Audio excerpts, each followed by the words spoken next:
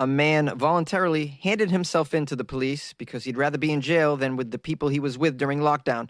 A family launches a fundraiser to reclaim a man's preserved tattooed skin, and a woman claims she was impregnated by a gust of wind. These are the weird stories for Thursday on Weird AF News, the only daily weird news podcast hosted by a comedian. I'm recording in a closet. I think it sounds okay today. I don't know. You tell me. I just want to please you guys. A man hands himself in to the police because he would rather be in jail than spend any more time with people at home during lockdown. The suspect says he wants to go to jail to get some peace and quiet from those that he shares his home with. Yes, a man was actually wanted by the police, and instead of hunkering down, staying, as they say, incognito, undercover, basically just hanging out with his family and friends in lockdown, safely. No, that wasn't good for him. He wanted out. He was tired of hanging out with his family. So he handed himself in so he wouldn't have to spend more time in lockdown with the people that he lived with. Officers said the man gave himself up on Wednesday afternoon to get some peace and quiet. Quote, that was it. Want some peace and quiet. I want a jail cell. Just give me a pillow and a floor. I'll take that over a warm bed and these people. Inspector Darren Taylor from the Sussex Police. Oh, yes, the Sussex Police. I'd imagine he talks like this, right? Yes, we found a man. He'd rather spend time in a jail cell than with his family. Darren Taylor, the inspector. They still call them inspectors in the UK, which is hilarious. You don't really get that in the United States. We don't call them inspectors. The only American inspector that I've ever heard of is Inspector Gadget. Do you guys remember this cartoon? Inspector Gadget with I don't remember much about it. I just remember he had go-go gadget everything, including his wanker. Just kidding. So Inspector Darren Taylor explained this unusual turn of events in a post on Twitter. Oh, the police in the UK also just telling everybody what's going on social media. He says, peace and quiet. A wanted male handed himself in to the team yesterday afternoon after informing us that he would rather go to prison than have to spend more time with the people he was living with.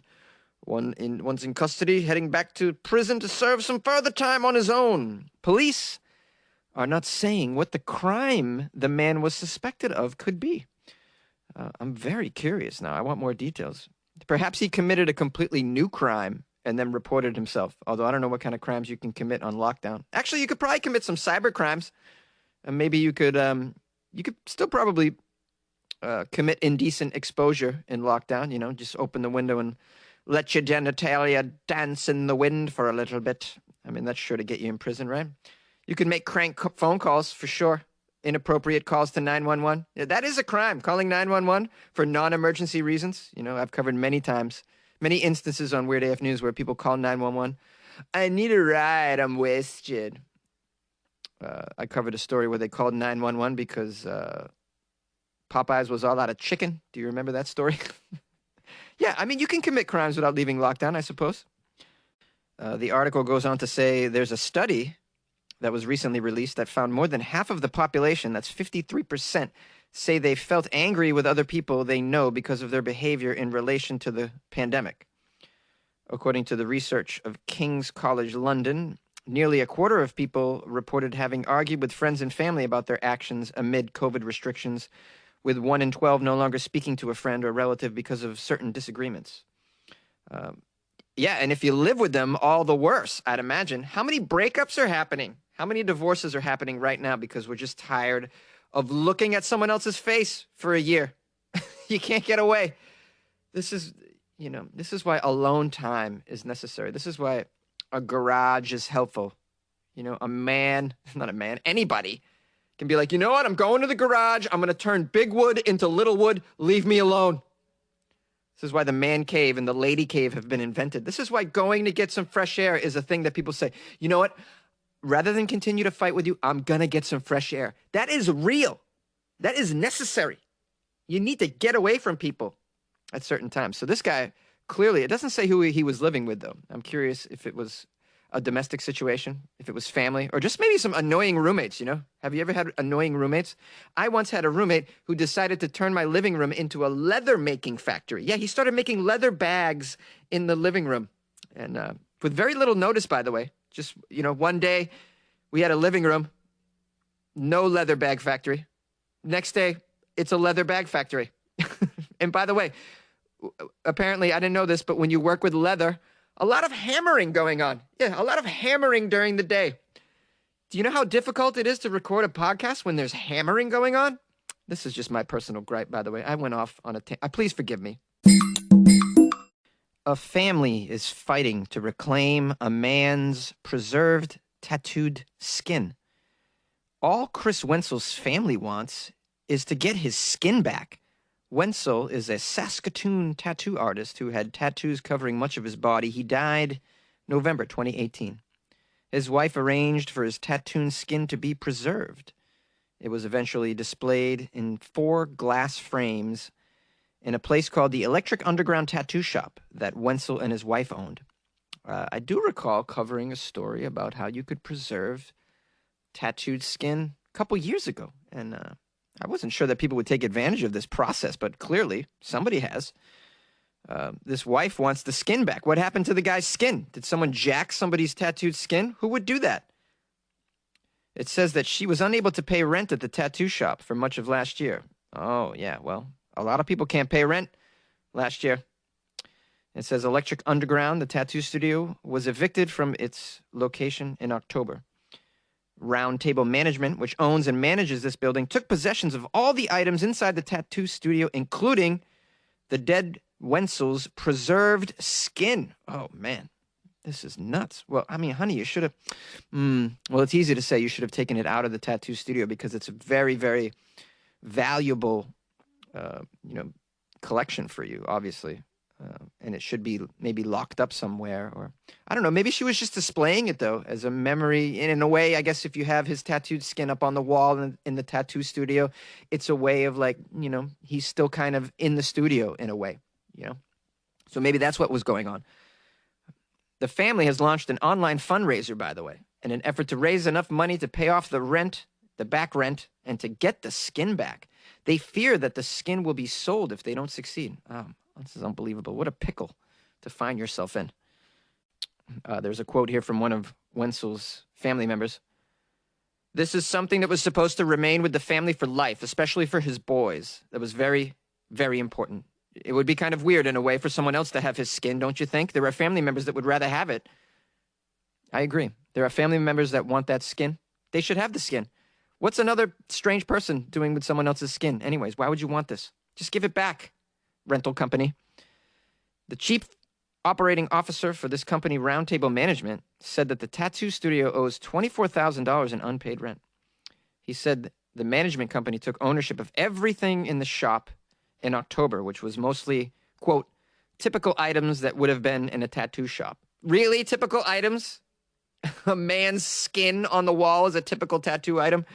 What world of tattoo studios do you live in, sir? No, this is clearly a family heirloom. I mean, it says, normally if a tenant is behind, the management company can eventually liquidate possessions left in a building to make up what's owed. Yes, I'd imagine they'd sell these things. The court says Wenzel's skin has not been liquidated, and there's no timeline. Of course, no one wants to buy that. It's only something that the family would want. You assholes, give it back. What are you going to get with that? Nothing. Just make them happy. This is bad press for you, by the way. Just hand over the skin and, you know, go on with your proceedings. There are other items that you've obviously procured from that tattoo shop that probably have value. You can do your best to recoup that past due rent. This is not how you behave in the world. I don't know. What do I know? I don't own a damn thing. I own a 2010 Honda Accord, and that is it. So, now it says here, a friend of the family who is organizing this GoFundMe to get the skin back says that when the skin is returned to the family, it will be buried or put inside a museum. What museum would take that? I don't know. I'm curious, but I don't know. Maybe it's a one-of-a-kind item. She says the family's not interested in getting back any other items that were taken from the tattoo studio other than the skin. The GoFundMe aims to raise a total of $35,000. Funds beyond what is needed to cover the back rent will be donated for an art scholarship in Chris's name. So if you guys want to donate to that, that seems like a lovely cause. These people trying to get some skin back. Just Google Saskatoon tattoo fundraiser. I would assume something like that. Or Wenzel, Wenzel, the Wenzel family. I wish you luck, Wenzel family. I hope you get that skin back. You like podcasts? You're listening to my podcast. Maybe you thought to yourself, I'd like to make a podcast. Too difficult. No, not with Anchor. Anchor has free creation tools that allow you to record and edit your podcast from your phone or your computer. Anchor distributes your podcast to Apple, Spotify, Stitcher, and more.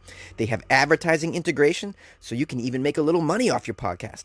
Everything you need to make a podcast in one place. Download the free Anchor app or go to anchor.fm to get started. And good luck with your podcast. Good luck with your creation. Good luck with your life, man.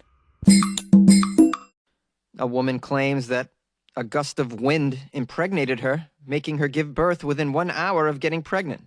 Oh, I also played Dungeons and Dragons as a kid, so I know what fantasies can be like.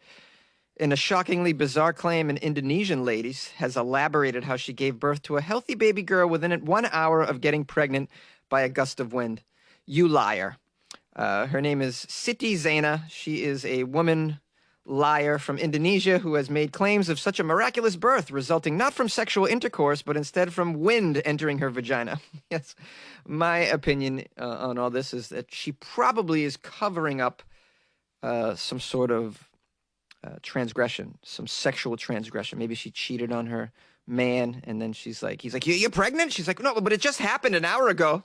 But I didn't see you with any other men. Well, I don't need to get pregnant by a man. Don't you know a gust of wind can impregnate you? You can also get herpes from a horse. Okay. This lady resides in a Cianjur town, West Java, Indonesia. The bizarre claims started to spread like wildfire around the small town after she gave birth to a baby girl on Wednesday. These small towns. Do you not have the World Wide Web small towns? I mean, are you still buying into this hocus pocus? I mean, we need to get the internet to every little shit town village that's all over the place, even in third world countries, because they're still believing in just fantasies. It's crazy. We need to bring some logic to these places. They believe in I don't even know. These are the only places left in the world that you can walk around being like, hey, I'm a magician. Oh, yes, I can make a baby inside you. Just let me wave my wand over your belly. Now, this lady claims that after afternoon prayers, she was lying face down on the floor when suddenly she felt a wind enter her body through her vagina. Yeah. How big is your vagina, lady, that you just lay it out on the ground and the wind just enters it? Why is it so open? It's so open for business these days. The core shocker of this claim was that this lady reported having given birth within 1 hour of the wind entering her body, during which she could visibly see her stomach stretching and growing larger, causing her labor pain. Yeah. I put this right up there with the Bigfoot sightings. Yeah. Fantasy. The director of a local community clinic suggested that her case might be that of cryptic pregnancy, where the female is unaware of her pregnancy until labor. Yeah, I've heard of this cryptic pregnancy. I mean, I've covered stories where women, they're on the toilet and they give birth to a baby, but they thought they were pooping. This is, and then I just thought it was ridiculous. And I said so on the podcast, and then people reached out to me and they said, Jonesy, it's actually possible that a woman doesn't know that she's pregnant until she gives birth. I mean, people said this to me. I don't think they were doctors, but they're claiming that this can happen. This is, I mean, if you're to judge from the stories that I've seen, then this is more than just a rare thing. Apparently, people are saying this happens a lot. I don't buy it, man. I think it's people covering up a transgression. That's what I think. It's like, ooh, yeah, you weren't supposed to have this baby. You were hiding it from somebody. And then you just say, oh, I didn't know. Oh, hey, Or you couldn't keep the baby. So you're like, and you can't go get an abortion for whatever reason. Maybe you live in one of those places where they control women's bodies. And so you can't really go and get an abortion. So you chuck it in a toilet and then you say, oh, I didn't know. I didn't know. I was shopping at JCPenney. Okay. I picked out a scarf and then I felt a push. I thought it was poop, right? Because I've been constipated for several days and I took that fiber this morning. Shout out to Metamucil. And then I went to the bathroom, expected to poo, and it was a baby. Didn't know where it came from. It's a baby. I'm sorry. I drowned in a toilet. I mean, I think there's so many other things going on above and beyond that you did not know that you were pregnant. I was like, how do you go that long without your period and you don't know it? And people are like, well, Jonesy, sometimes people go that long without their period. Yeah, I guess that happens too. I still just can't buy the fact that you don't think you're pregnant. Anyways, it's a whole other argument that has nothing really to do with the story. Sorry. I'm answering emails that I got a year and a half ago just now. Sorry. A police spokesman has a quote in here. Let's see what the Indonesian police spokesman has to say. The police say that they are launching an investigation into the matter. They want to settle down odd rumors so that the locals stay educated and aware about certain matters, such as the birth of a child and its biological family. One police spokesperson said, quote, the point is that we want to straighten out the confusing news about the pregnant woman who gave birth in a way perceived to be unnatural. We don't want this matter to foster wild rumors among the public. Yes, you don't. You want people to know where babies come from, not the wind. It's not, a stork doesn't come and deliver it to your doorstep, unlike what Looney Tunes told me as a child. Hey, everyone. Thanks for joining me on Weird AF News. I hope you're satisfied with the choice of stories today. It was difficult to narrow them down to 3, I admit. And that's because you guys send me so many nice articles, and they're so weird, and I appreciate that. Keep them coming. The email's funnyjones@gmail.com. You can also send them to me on Instagram @funnyjones, Facebook, comedian Jonesa. I got a nice email from Kat McIntosh, and Kat and Steve send love from Toronto, and I send love right back to Toronto. I'm wondering if you guys are up to your neck in snow up there. All that snow in Texas, you guys see that shit? That's wild, man. I got some friends over there, and man, it's just bananas. Also got an email from Erica. She sent it to my Facebook page, and she wrote, your question, Google Podcasts listener.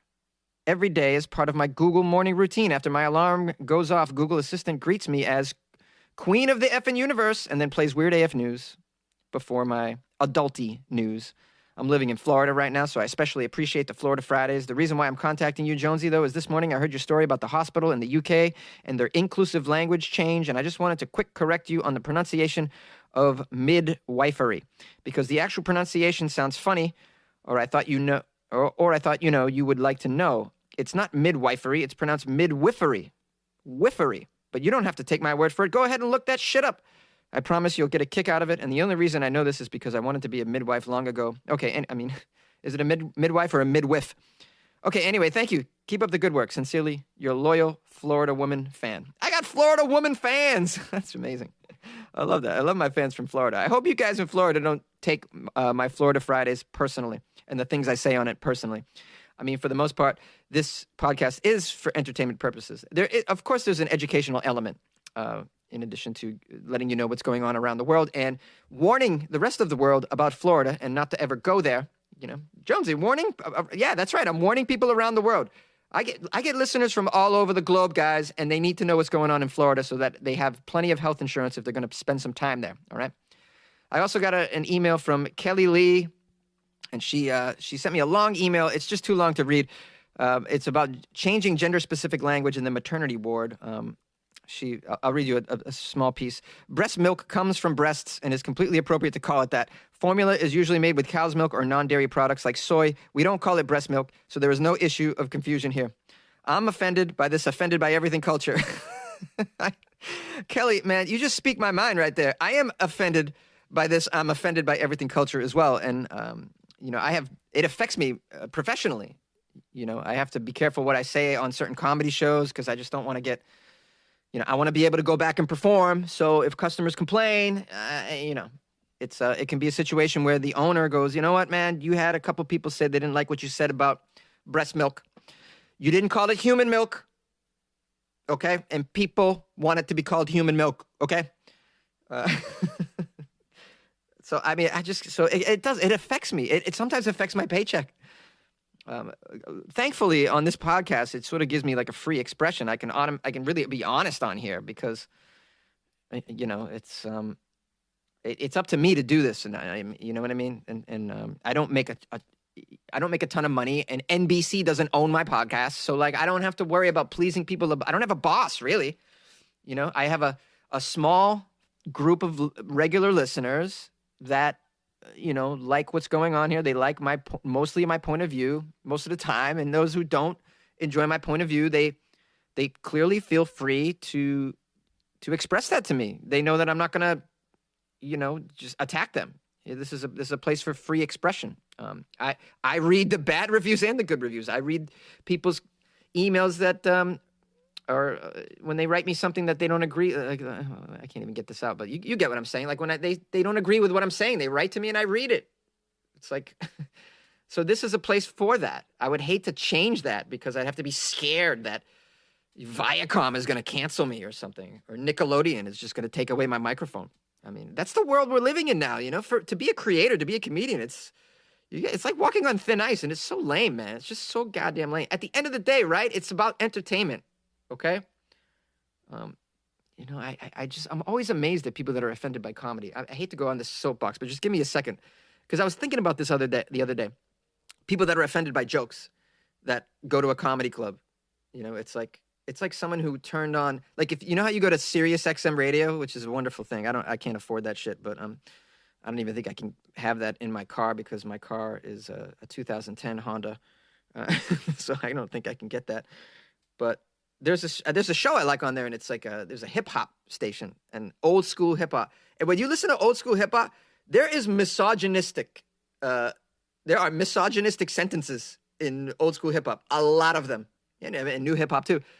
But I know that going in, like I know when I push on that channel, I know what I'm getting, and I'm okay with it. It's like someone to go to a comedy show and then be offended is like you turning on, like you going to that old school hip hop station and then be offended that Dr. Dre said the word ho. Like, really? And then you contact whatever organization. What's that organization that oversees radio and television? The FDA, I don't even know. Stupid. Yeah, that's my point. Anyways, I'll stop with that. You guys might disagree. You might disagree. Call the show 646-450-2012.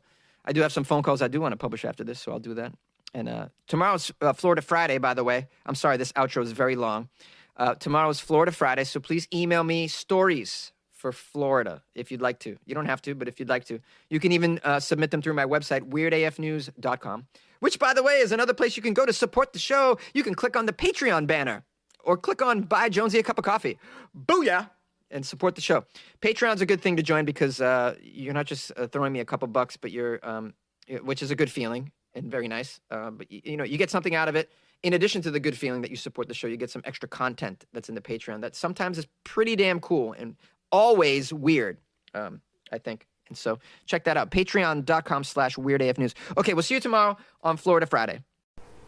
All right, Jonesy, I gotta say, the reason the men cannot breastfeed or chest feed, as they say now, is exactly why you said, because we are idiots and we'd be squirting each other.